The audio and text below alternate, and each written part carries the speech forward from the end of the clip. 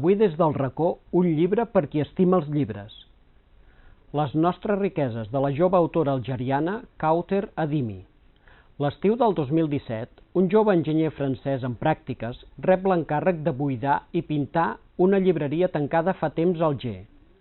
Es tracta de la Casa de les Lletres, que Edmond Charlotte va obrir l'any 1936 i que es va convertir en un espai cultural i literari, en un país, Algèria, que vivia un moment polític i social molt complicat.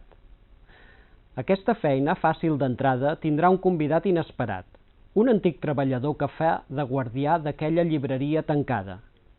El personatge guiarà al llarg del llibre el jove Riad i el portarà a descobrir el poder de la literatura com a generador de memòria col·lectiva.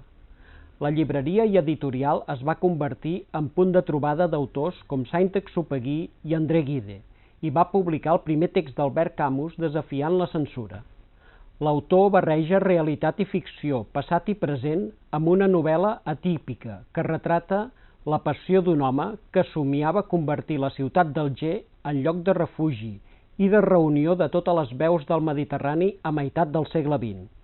Fins aviat.